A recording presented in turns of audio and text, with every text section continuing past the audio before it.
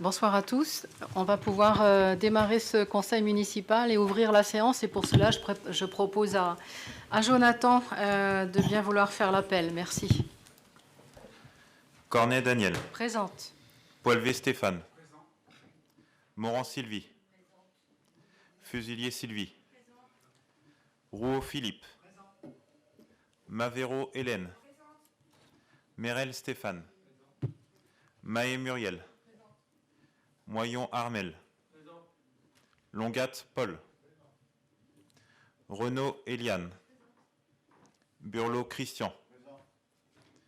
Gauthier Jean-François, pouvoir à Christian Burlot. Rose Valérie. Présent. Cran Françoise. Présent. Duval Gabriel.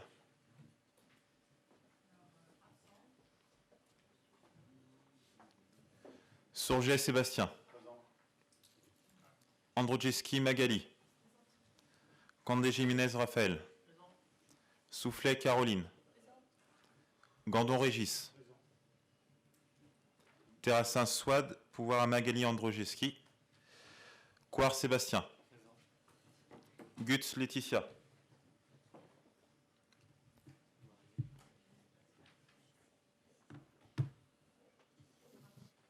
Gut Laetitia. Sanson Margaret. Présent. Normand Christelle.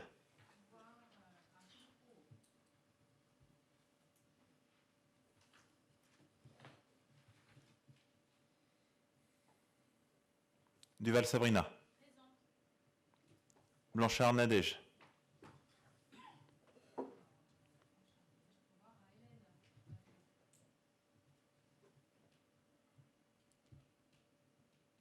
Chloé Brice.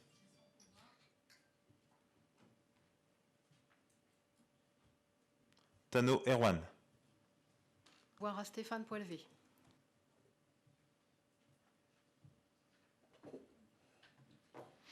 Hervé Jonathan présent.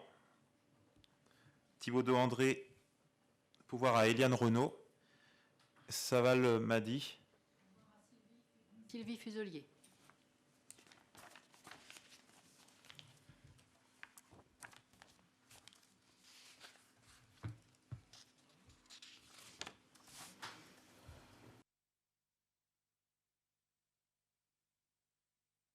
Merci Jonathan. Donc avant de procéder à l'approbation du procès verbal de la séance précédente du 14 décembre, je voulais vous faire part d'une modification à apporter au procès verbal. Il s'agit de la subvention annuelle versée à la Société des courses. Donc elle correspondait auparavant à 15% des sommes perçues dans le cadre du reversement de la taxe sur les paris hippiques et non 20% comme nous l'avions indiqué dans la version transmise avec la convocation.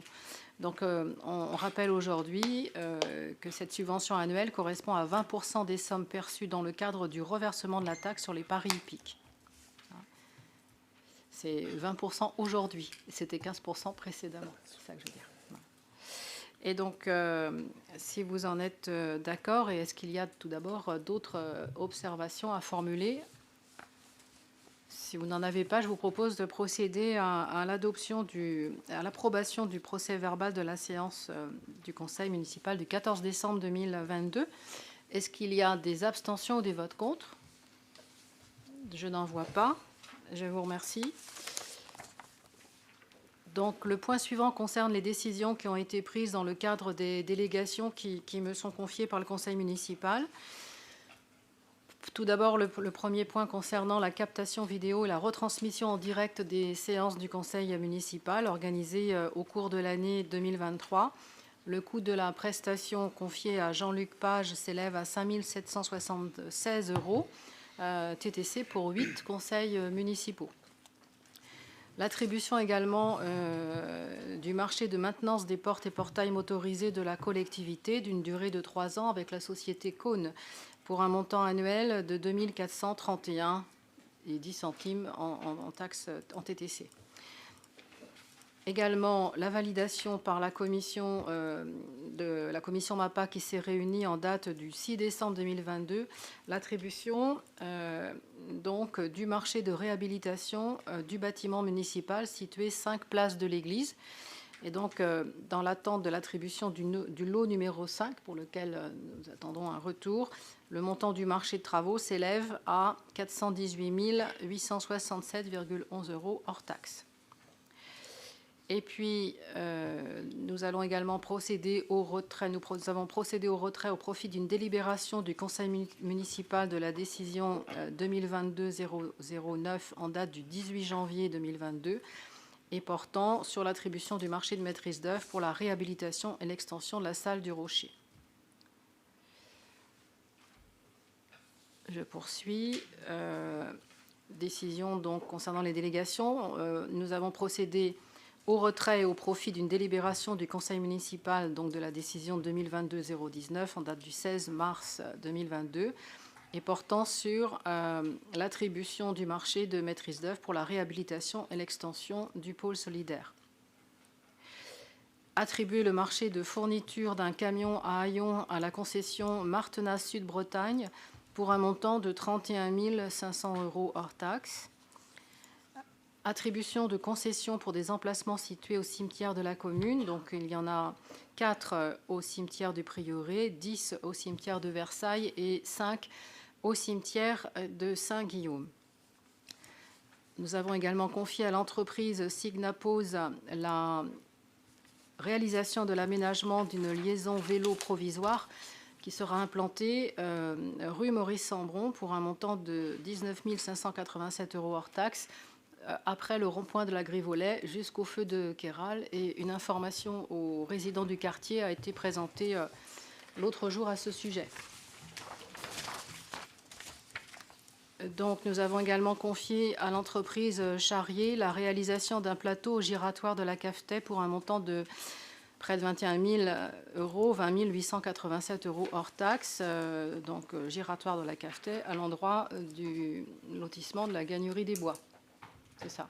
Non. Alors, après le giratoire de la Cafetais, c'est... Oui, d'accord. Donc là, ah oui, avant, voilà. Parce qu'on avait un passage piéton qui était très exposé avec des voitures qui arrivaient trop vite à ce rond-point. Pour la rentrée sous l'eau. Voilà. Donc, il y aura donc un plateau de rajouter pour inciter à la réduction de vitesse. Et puis, on a également confié la fourniture de 10 tables de réunion à la société Office Concept pour un montant de 5 950 € 53 centimes. Et enfin, confier la fourniture de 22 chaises et de 2 banquettes à la société Verrier majuscule pour un montant de 5 078 € 58. Hors taxe, ce mobilier viendra donc équiper la salle des mariages qui pourra aussi être davantage convertible en salle de réunion et donc intensifier son usage. Et puis aussi la salle de réunion au Café des Touristes aussi pour avoir du mobilier pratique à rabattre et pouvoir aussi intensifier l'usage de cet petit espace du Café des Touristes. Et puis, on a également la réfection de la voirie communale au lieu-dit la Jatte-Beaulieu pour un montant de 23 875 € hors taxe. Et donc, cette réfection de la voirie sera confiée à l'agence Landais. Avec élargissement aussi, là. Voilà. Voilà. Alors, donc, c'est l'axe qui part de Beaulieu vers la Jatte. Et qui croise la Croix des Rio, le Rio, et qui arrive à donc la Jatte. L'axe, mais ce sera plutôt la Jatte ou alors Béraud même. Ouais. Non, la Jatte. La Jatte. Beaulieu, Baumard. D'accord. Beaulieu, Baumard. Ok. Alors, ben voilà pour les points que je souhaitais vous présenter sur les délégations. Et puis donc, si nous poursuivons, nous allons avoir, c'est pas soumis au vote, hein, ces arbitrages. Donc sur le slide suivant, nous allons avoir la première délibération qui concerne les modifications du règlement intérieur, en vous indiquant qu'elles étaient déjà appliquées, mais on n'avait pas fait ce travail de mise à jour du règlement intérieur, donc on le formalise. Et vous l'avez eu aussi en annexe dans ID Libre, dans vos documents annexes, vous avez eu aussi ces points-là. Donc les points qui ressortent suite à l'ordonnance 2021-1310 et du décret 2021-13-11 du 7 octobre 2021, et qui a donc réformé les règles de publicité des actes, notamment, pris par les collectivités territoriales et leurs groupements. Et donc cela concerne pour la publicité des actes ainsi que les délibérations du conseil municipal qui doivent être désormais signées par le maire et le secrétaire de séance, mais on l'appliquait déjà. Par ailleurs, le compte-rendu du conseil municipal est supprimé et sera remplacé par la liste des délibérations adoptées en séance et qui doit être affichée dans un délai d'une semaine après le conseil municipal. Et puis, il y a également, pour ce qui concerne le procès-verbal, signé par le maire et le secrétaire de séance, il sera publié dans la semaine qui suit la séance au cours de laquelle il a été arrêté. Et un exemplaire papier est toujours mis à disposition du public dans le même délai. Et puis enfin, il est proposé de mettre en conformité le règlement intérieur du conseil municipal avec toutes ces dispositions. C'est l'objet même de la délibération. C'est de pouvoir officialiser au sein de ce conseil cette mise à jour. Voilà. Est-ce que ça appelle, des remarques? C'est des mises à jour de points qu'on appliquait déjà. Si vous en êtes d'accord, je vous propose de passer au vote. Et donc, je vous propose de modifier les articles 28 et 29 du règlement intérieur du conseil municipal, de dire que les autres articles du règlement intérieur du conseil municipal restent inchangés, et donc de m'autoriser à la signature de tout document nécessaire à l'exécution de cette délibération. Je vais appeler les votes. Est-ce qu'il y a des abstentions ou des votes contre? Je n'en vois pas. Je vous remercie. Sur le point suivant, je vais passer la parole à Raphaël Condé-Jiménez. Ça concerne donc la conclusion d'un contrat de sécurité qui est en lien avec le dispositif Petite Ville de demain. Merci Raphaël. Merci Denis. Dans le cadre du programme Petite Ville de demain, la Gendarmerie nationale propose aux maires une offre de sécurité. Cette offre et les engagements mutuels de la gendarmerie et de la commune sont inscrits au sein de contrats de sécurité adaptés au contexte de chaque commune. Grâce à ces contrats de sécurité, les communes peuvent organiser la sécurité sur leur territoire en consolidant les liens entre les forces de la gendarmerie et la population. Ces contrats s'intègrent dans une offre de services dite sur mesure, adaptée aux besoins des territoires signataires et élaborée à partir des besoins du terrain. Des actions sont ainsi prévues autour de la lutte contre les incivilités, la lutte contre les cambriolages et vols autour des véhicules, la lutte contre le harcèlement, les atteintes sexistes et les violences intrafamiliales, et la sécurité routière. Les engagements de la gendarmerie prendront différentes formes, comme par exemple des actions de prévention thématique au profit des plus vulnérables, les femmes, les seniors par exemple, ou bien des actions en prévention du harcèlement, des atteintes sexistes et des violences intrafamiliales, ou bien encore des actions de sécurité routière, y compris avec la police municipale. Pour ce qui concerne les engagements de la commune, de la collectivité, il s'agira par exemple de promouvoir des actions communes en associant des effectifs de la gendarmerie et ceux de la police municipale. Un comité de pilotage sera créé et coprésidé par le maire et le commandant de compagnie de gendarmerie de Saint-Nazaire. Leurs représentants et la police municipale en seront membres de droit. Il se réunira 2 fois par an et fixera des objectifs précis et quantifiables. Il validera des orientations et suivra la mise en œuvre du contrat. Il vous est donc proposé d'autoriser la conclusion d'un contrat de sécurité avec l'État et la gendarmerie départementale, ainsi que toute modification ultérieure dès lors qu'elle ne bouleverse pas l'économie générale du contrat. De désigner Madame le maire et moi-même comme référent de la commune de Pontchâteau pour la compagnie de gendarmerie départementale de Saint-Nazaire. D'autoriser enfin Madame le maire ou son représentant à signer tout document et à accomplir toute formalité nécessaire à la mise en œuvre de cette délibération. Avez-vous des questions ?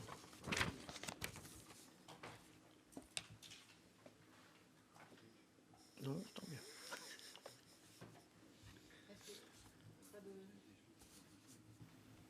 Pas de questions, de demande de précision. Donc ça s'inscrit également, cette délibération, dans le programme Petite Ville de demain, puisqu'il s'agit là d'intégrer dans toutes les réflexions d'aménagement de l'espace public, des commerces, des circulations, d'intégrer la dimension sécurité. à toutes les échelles d'aménagement et donc des infrastructures routières pour limiter la vitesse, des éclairages à certains endroits. Et donc cette convention a pour but d'intégrer cette démarche, cette logique de sécurité dans tous les projets d'aménagement qu'on va avoir à l'occasion du réaménagement du centre-ville chaque fois que nécessaire. Et puis, c'est de travailler de manière encore plus inclusive avec la gendarmerie, la police municipale et la commune sur des actions à mener en commun, de pouvoir aussi partager le plan communal de sauvegarde et se préparer aussi par des échanges, se l'approprier par des exercices, et tout cela vous sera proposé, développé, et puis de conforter... ça en fait partie, la vidéoprotection pour assurer la sécurisation de certains points où il y a une récurrence d'incivilité, où il y a une récurrence de problèmes qui remontent des rapports de la gendarmerie. Donc c'est un travail partenarial et puis qui aboutira aussi à la mise en place et à la participation au Conseil local de sécurité et de prévention de la délinquance aussi. Donc on a un petit chantier là, mais bon, c'est intéressant de pouvoir travailler dans ces dimensions-là, quoi.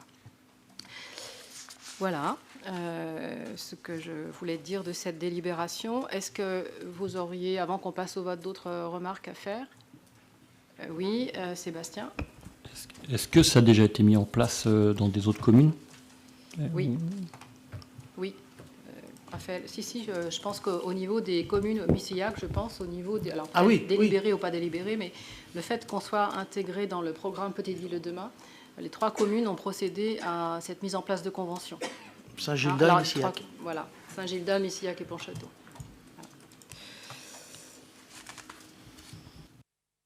Donc, si vous en êtes d'accord, je vous propose de vous soumettre au vote cette délibération qui consiste donc à nous autoriser la mise en place de la conclusion d'un contrat de sécurité avec l'État et la gendarmerie départementale, ainsi que toute modification ultérieure dès lors qu'elle ne bouleverse pas l'économie générale du contrat, et de désigner les 2 représentants pour la commune, Raphaël Condé-Jimenez, qui est conseiller municipal délégué à la citoyenneté et à la tranquillité publique, référent de la commune de Pontchâteau pour la compagnie de gendarmerie départementale de Saint-Nazaire.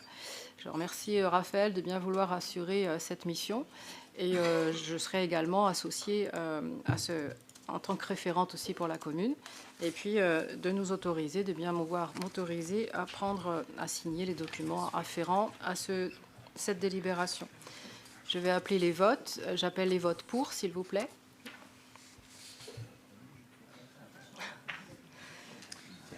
Pas de vote contre ni d'abstention. Je vous remercie.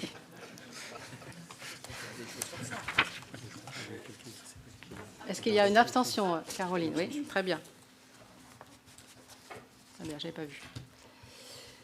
Alors, sur la délibération suivante, cela concerne l'avenant à la convention de mandat de maîtrise d'ouvrage. Donc, convention de mandat de maîtrise d'ouvrage qu'on avait conclue avec l'établissement public foncier sur la réalisation de travaux d'aménagement sur le bâtiment parcelle AH 284, qui est situé au 16 rue Maurice-Sambron. C'est donc l'ex-maison de la presse, et à côté de laquelle, aujourd'hui, a ouvert une épicerie, l'Essentiel du Brivet. Hein. Donc ici, on rappelle que l'EPF a confié à la commune par délégation la réalisation de travaux de transformation du local afin de permettre l'installation d'une activité commerciale qui sera donc en rez-de-chaussée, et de procéder aux travaux utiles pour réhabiliter les logements au premier étage, travaux de mise en autonomie des logements simplement, hein, qui seront ensuite remis à la vente. Donc le projet consiste en la réhabilitation du rez-de-chaussée en local commercial d'environ 120 mètres carrés et de l'étage en 2 appartements, 135 mètres carrés pour l'un et 85 mètres carrés pour l'autre. Et la convention de mandat conclue avec l'établissement public foncier, la commune, fixe le coût prévisionnel au départ, y compris la prise en compte d'aléas en cours de chantier, à 260 000 € hors taxe. C'était le prix initial de l'enveloppe qui avait été celle présentée pour permettre d'inscrire au CA de l'établissement public foncier local cette délibération, avec une première base de travaux. Il est aujourd'hui proposé de conclure un avenant à cette convention de mandat afin d'y intégrer des dépenses complémentaires portant sur le coût prévisionnel de l'opération à 279 000 euros, auxquels il convient d'ajouter les frais d'études, les honoraires de maîtrise d'œuvre, les honoraires de bureau de contrôle, coordinateur SPS, ainsi que les aléas sur un montant donc total de 361 000 euros. Montant qui tient donc compte de 42 000 euros qui ne seront pas forcément dépensés. C'est une précaution prise sur le marché pour ne pas redélibérer. On a donc une enveloppe d'aléas ou de compléments à hauteur de 42 000 euros, mais qui ne sera pas nécessairement engagée.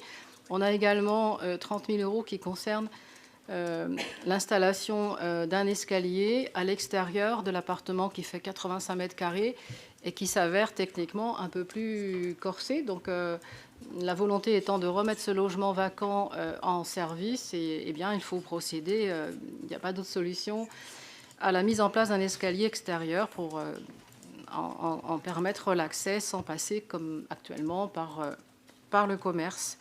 Et puis aussi de supprimer les avances de trésorerie ou le remboursement de frais dans la mesure où depuis le 1er janvier 2023, ils sont intégralement pris en charge par l'EPF. Donc on a aussi dans ce nouveau dispositif la chance de ne pas avoir de remboursement de frais de portage à payer.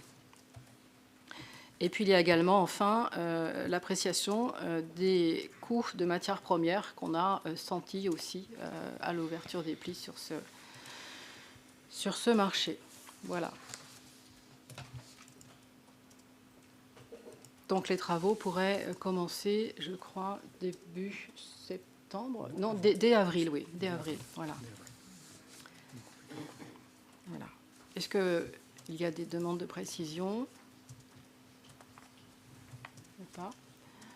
On est sur une première opération de portage avec l'établissement public foncier local qui nous permet de lancer cette première réhabilitation de cellules commerciales, pour une qui était vacante depuis le départ, le déménagement de la Maison de la Presse, pour l'autre qui était vacante depuis un certain temps, et la remise en état de 2 logements qui pourront être acquis, voilà, qui pourront être portés qui pourront être mises en vente, et pourront accueillir de nouveaux propriétaires.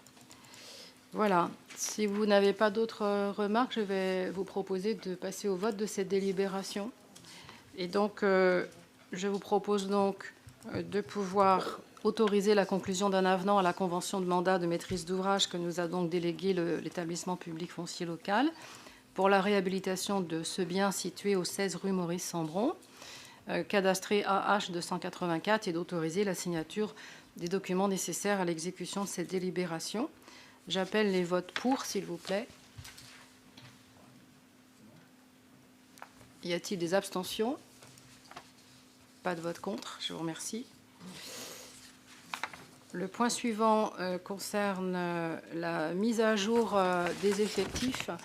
Et donc, on est ici dans le cadre d'une politique d'ouverture des missions afin d'étendre la présence sur le territoire de la ville en termes d'effectifs, mais aussi d'amplitude horaire, un service de police municipale qui puisse assurer ces nouvelles missions sur des horaires élargis.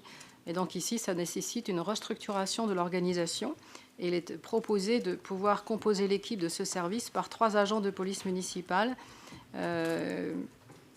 Et cet effectif permettra le déploiement de l'activité du service en horaire décalé et certains samedis également.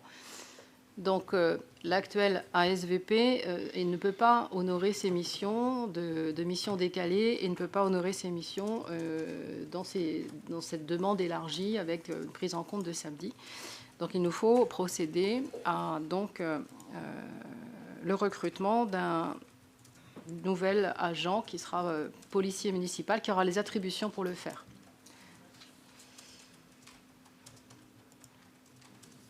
Voilà. Est-ce que ça appelle des remarques?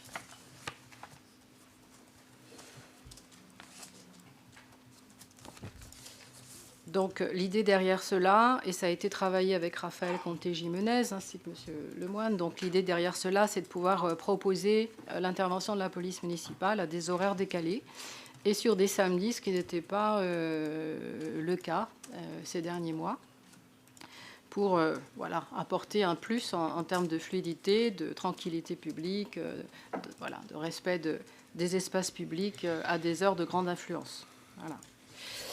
Ou pas, mais à des heures plus stratégiques pour maintenir la tranquillité. Voilà ce que je voulais vous proposer ce soir sur ce tableau des effectifs.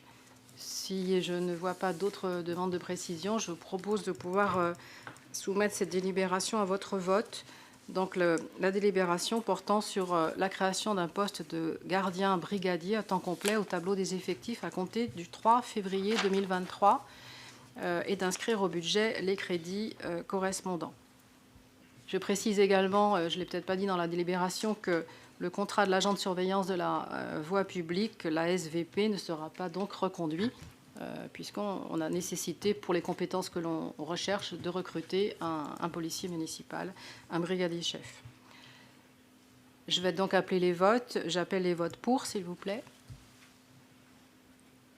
Pas d'abstention, ni de vote contre. Je vous remercie.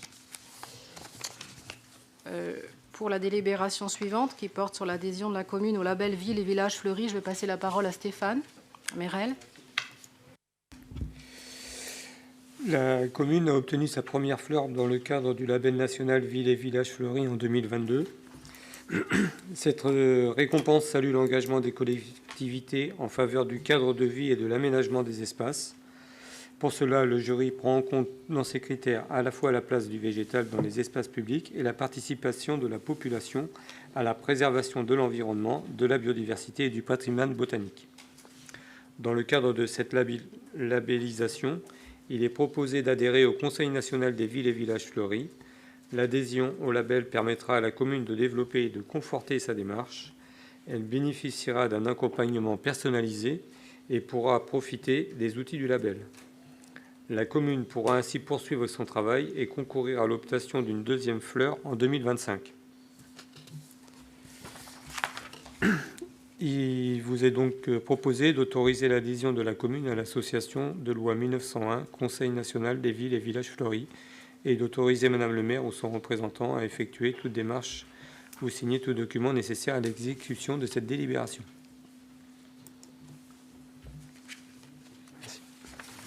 Merci Stéphane. Donc cette délibération, elle ne déroge pas à la trajectoire que s'est fixée dans son travail Stéphane avec les équipes des espaces verts, la trajectoire qui vise aussi, et avec la commission Action Cœur de Ville, à revégétaliser le centre-ville, à renaturer le centre-ville. Donc toutes les actions qui vont être menées dans ce sens-là, elles s'inscrivent aussi dans la démarche label Ville Fleurie. La question derrière, on pourrait penser, c'est fleurir davantage, mais pas nécessairement. C'est ramener la nature en ville, là où on peut le faire, et puis intégrer cette démarche de manière durable dans tous les projets d'aménagement aussi qu'on pourrait avoir. Où est-ce qu'on peut rajouter un peu de nature en ville? Ça a été le cas sur l'îlot des Centrais, où on a travaillé sur les franges de murs qui étaient parfois pas des plus esthétiques. On a rapporté des espèces grimpantes. On essaye de faire en sorte qu'on puisse avoir des espaces où on puisse revégétaliser, renaturer avec des végétaux durables, résistants à la sécheresse et qui apportent aussi, chaque fois que c'est possible, un intérêt pour la pollinisation. Donc on est dans la logique qu'on poursuit avec le Vallon des Butineurs, avec la démarche, on la poursuit dans le centre-ville, on aura de belles choses à faire. Et la première fleur qui a été obtenue, c'est un bel encouragement, en tout cas, la reconnaissance du travail des équipes. Donc merci aux équipes qui s'y sont attelées aussi au quotidien. S'il n'y a pas d'autres demandes de précision, je vais vous proposer de passer au vote de cette délibération et donc d'autoriser l'adhésion de la commune à l'association loi 1901, donc association Conseil national des villes et villages fleuris, et donc de m'autoriser à signer les documents afférents. Je vais appeler les votes, s'il vous plaît. J'appelle les votes pour. Voilà. Je ne vois pas d'abstention ni de vote contre. Je vous remercie. Le point suivant concerne la conclusion d'une convention de gestion avec le département qui sera relative à l'aménagement d'une liaison douce rue Maurice-Sambron. Et je propose à Sébastien Coire de nous exposer le sujet. Merci Sébastien. Merci Dany. La commune a engagé une réflexion afin de favoriser le développement des mobilités douces sur le territoire. Un des objectifs est d'encourager donc la pratique cycliste en constituant un réseau cyclable sécurisé. Alors dans ce cadre-là, on a fait appel à la réalisation d'une étude qui a été confiée au CEREMA. Cette étude porte notamment sur l'aménagement à titre expérimental de voies réservées aux vélos rue Maurice-Sambron à l'aide de marquages à la peinture jaune à compter du mois de février 2023. Alors juste pour préciser, en fait, c'est dans la continuité du travail qui a été fait par le département au niveau du rond-point de la Grille-Volet, où on assure la continuité de la voie cyclable et piétonne en étant voie cyclable jusqu'au feu de Kiral. Donc pour cela, plusieurs aménagements seront réalisés. Le prolongement de la voie mixte piéton-vélo du rond-point de la Grille-Volet, la modification des signalisations horizontales et verticales, la réalisation de 4 traversées piétonnes et la création de bandes cyclables de part et d'autre de la rue Maurice-Sambron. Vous avez le plan qui est projeté. Une portion donc de la rue Maurice-Sambron étant une départementale, la RD 773, il est nécessaire de conclure une convention avec le département afin de définir la répartition des charges ainsi que les conditions d'entretien et de gestion des aménagements de voirie réalisés. Ainsi, la commune s'engage à respecter et à faire respecter l'ensemble des prescriptions édictées par le département dans le cadre de des aménagements. Par ailleurs, elle assurera l'entretien à titre permanent des dépendances de voirie, des trottoirs, des stationnements, des accotements, des marquages et revêtements spéciaux, des ouvrages d'assainissement pluvial et de l'intégrité de la signalisation horizontale, comme on vient d'en parler, et du mobilier urbain.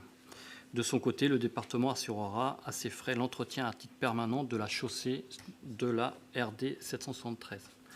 Donc la proposition qui vous est faite est d'autoriser la conclusion d'une convention de gestion avec le département relative à l'aménagement d'une liaison douce rue Maurice-Sambron, ainsi que toute évolution de ladite convention, sous réserve qu'elle ne remette pas en cause, bien sûr, son économie générale, et autoriser Madame le maire ou son représentant à effectuer toute démarche ou à signer tout document nécessaire à l'exécution de cette délibération.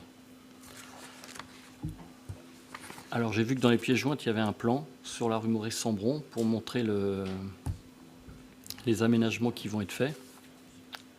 Il y avait un plan PDF dans les pièces jointes, mais non, c'est pas grave. En fait, je peux le dire à l'oral, à partir du rond-point, en fait, on va arriver sur une simple voie bidirectionnelle qui a été aménagée par le département.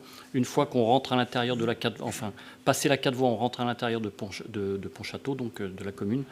Là, on va avoir un passage sur 2 voies, parce que la continuité sur un seul côté, la largeur de la route n'autorisait pas la continuité jusqu'au feu. Donc du coup, on passe sur 2 voies, et ces 2 voies les passages sur ces 2 voies, de part et d'autre de là, sont assurés par des passages à niveau qui sont déjà matérialisés, mais qui seront refaits. Passages cloutés, mais aussi à côté, on aura des voies cyclables. Et donc, on va jusqu'au feu, en ayant au feu réservé un espace pour que les vélos puissent se mettre à gauche, pour tourner éventuellement à gauche, en fait un îlot, je ne sais plus le terme exactement, un sas, pardon, pour les vélos. Donc le marquage au sol sera bien marqué que c'est provisoire et surtout marquage en jaune au sol. J'ai essayé de bien faire. Ça a été ? Merci. Peut-être, comme tu l'as expliqué, Sébastien, à retenir que lorsqu'on sort de la ville et qu'on veut prendre la RN 165, il faudra donc vers Saint-Nazaire ou Nantes, il faudra donc aller jusqu'au giratoire pour revenir prendre sur sa droite. On ne pourra pas couper, ce que tu as expliqué tout à l'heure, mais j'insiste.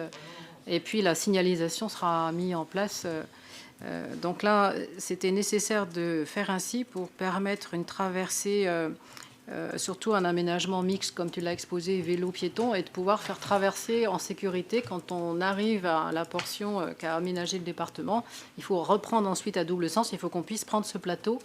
Et il était précisément juste avant ce tourne à gauche qu'on a donc supprimé pour aller chercher le rond-point et reprendre la RN sur la droite.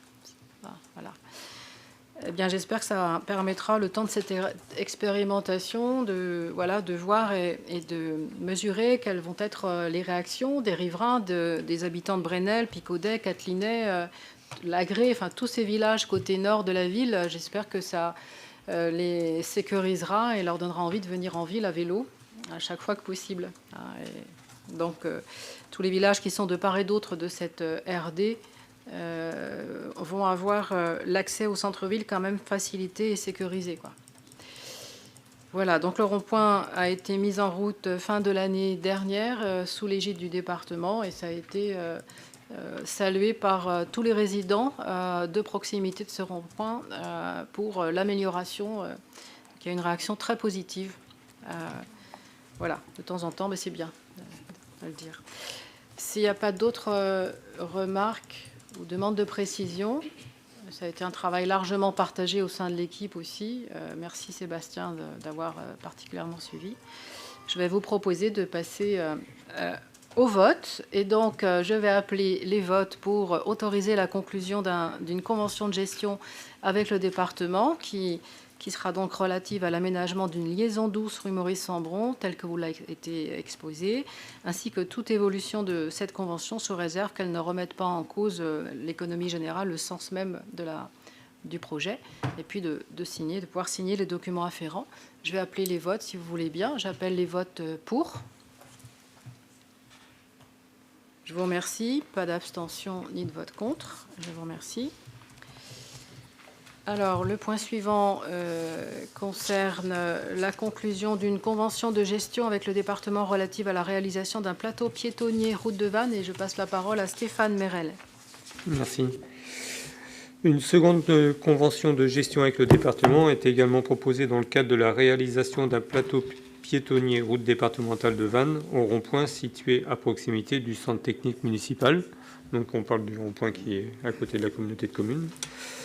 En effet, afin d'encourager le développement des mobilités douces et de renforcer la sécurité des usagers, la commune a décidé d'implanter un plateau piétonnier route de Vannes. Le montant de cette opération s'élève à 25 066,40 €. Les aménagements souhaités sont les suivants. L'implantation d'un plateau surélevé sur une longueur de 15 mètres. La limitation de la vitesse à 30 km/h, route de Vannes et rue Pelé-Kéral. L'installation de rampants et d'un îlot, la pose de signalisation verticale et horizontale appropriée et l'aménagement du passage piéton. Je te laisse. Oui, donc ça fait suite aux problèmes de sécurité qui avaient été remontés, qu'on a constaté, qui ont été remontés par le manque de sécurité quand on s'engage en tant que piéton à cet endroit, parce que les véhicules arrivaient venant du calvaire, en tout cas de cette direction vers le centre-ville, arrivaient sans vraiment marquer une réduction de vitesse à l'endroit du rond-point, puisque le rond-point est conçu d'une façon où ils peuvent quasiment ne pas modifier la vitesse et s'engager à suivre. Donc, c'était pas du tout sécurisant pour les piétons. Même Oui. pour ceux qui viennent de cette rue-là. Mais pareil. Oui.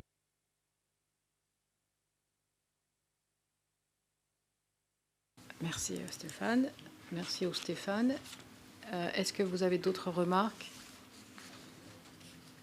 On va donc pouvoir passer au vote qui améliorera le cadre de vie.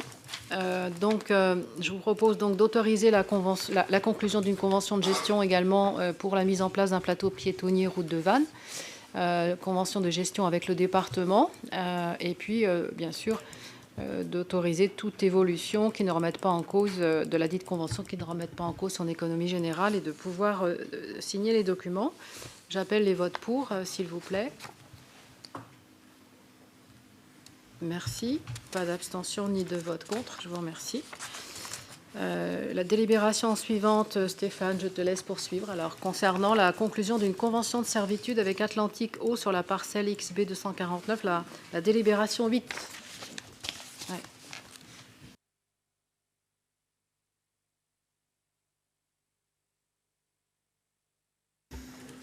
Dans le cadre du raccordement en eau potable du lotissement Le Calvaire, situé route de Beaulieu, la pose d'une canalisation est prévue sur la parcelle XB 249 située au Calvaire et appartenant à la commune.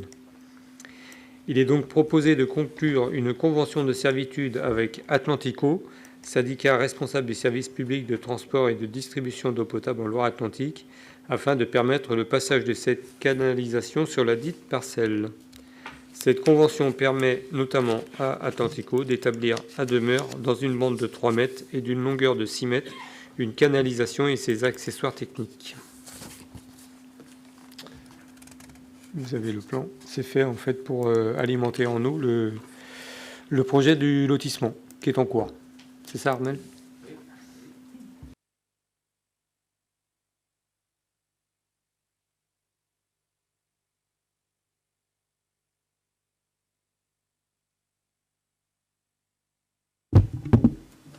C'est un lotissement de...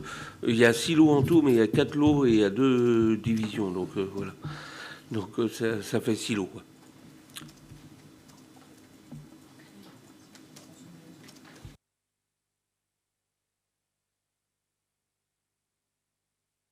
Avez-vous des remarques ou des... Non, je n'en vois pas. Je vous propose qu'on puisse passer